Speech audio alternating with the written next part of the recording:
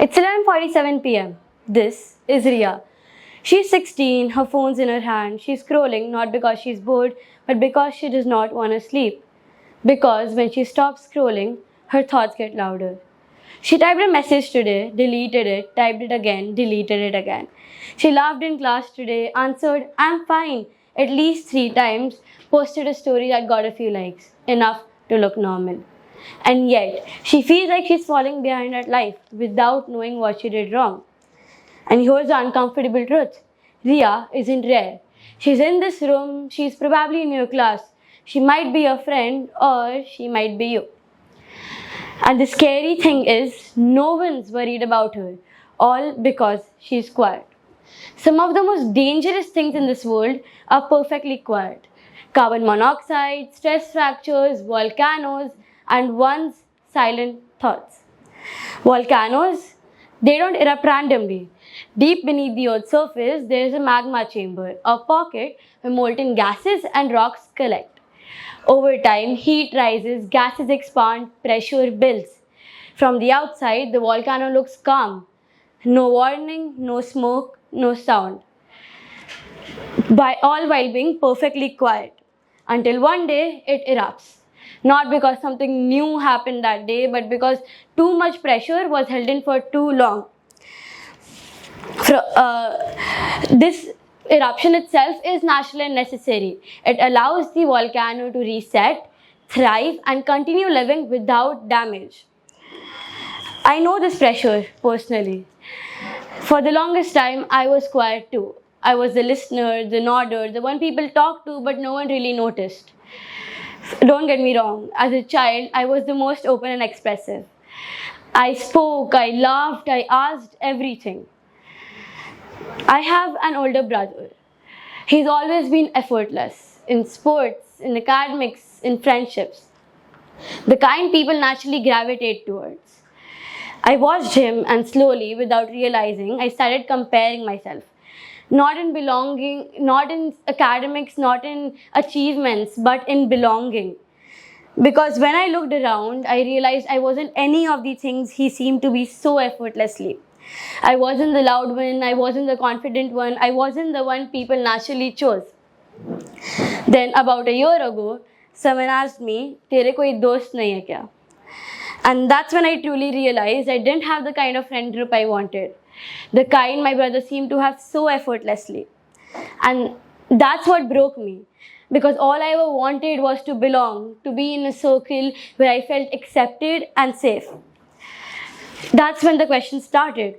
What's wrong with me? Why don't people like me the way they like him? Am I doing something wrong? Or am I just not good enough? No one ever said these things to me, I said them to myself. So slowly I shrank. I spoke less, I laughed quieter, I became easier to overlook. From the outside, I looked calm, but inside, the pressure was building. This pressure, it doesn't always start in teenage years. Sometimes it starts way before we even have the words to name it. Think of Shania. She's 8, she has dark brown skin, while most of her classmates are fairer. In art class, she gets a chance to draw her first ever self-portrait. First time she gets to express how she perceives herself through art. So she picks up the skin color crayon and starts coloring in. But she soon notices the mismatch. This was the first time Shania faces colorism. She tears up, hiding herself, telling to her teacher, "I'm fine, something went in my eye." That tiny line, it created pressure that she would have to hold on to for years ahead. This was Shania's first magma chamber forming. Not because anyone shouted at her, but because the world quietly told her that she needed to change. This is exactly how pressure works in people today. Pressure to look confident, pressure to be perfectly beautiful, pressure to do well academically, pressure to have the right friend group, pressure to be likable but not too loud, pressure to succeed but with no stress, pressure to be strong but not emotional. Studies show that over 70% of teens feel constantly stressed, and more than 1 in 3 feel overwhelmed daily. Most of them don't talk about it. They just stay perfectly quiet. Right now, I want you all to put 5 fingers up. And with each question, put a finger down if it relates to you. Put a finger down if you've ever said, I'm fine, when you were actually not. Put a finger down if you've ever held back your emotions when you felt broken inside. Put a finger down if you ever compared yourself to someone and felt like you didn't measure up. Put a finger down if you ever laughed or smiled when you felt broken inside and sad inside. Put a finger down if you ever stayed quiet, hoping no one would notice you. See, you're not alone. Every finger down is a tiny volcano of pressure, silent, powerful, waiting to be released. This is exactly why intentional release matters. Here's a key lesson we can learn from volcanoes. Pressure itself isn't dangerous.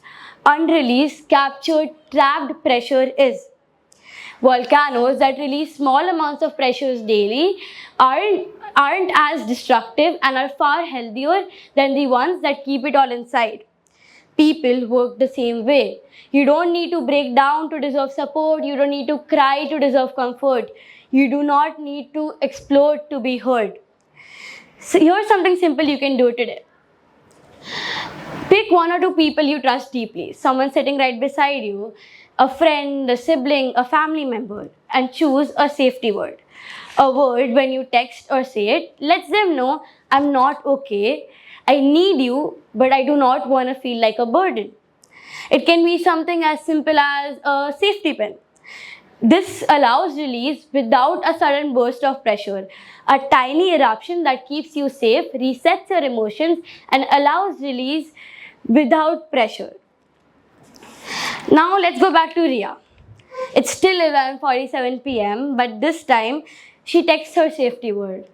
Not a dramatic paragraph, just the agreed word. And lets out a sigh of release. That tiny release, that's not weakness, that's survival. And that's what I learned too. I wasn't broken, I was a human under pressure. Because even the most powerful volcanoes aren't the one that just erupt. They are the one that everyone thought were calm. And sometimes the bravest thing you can do is to let yourself be heard and let go of that pressure before the ground cracks. Thank you.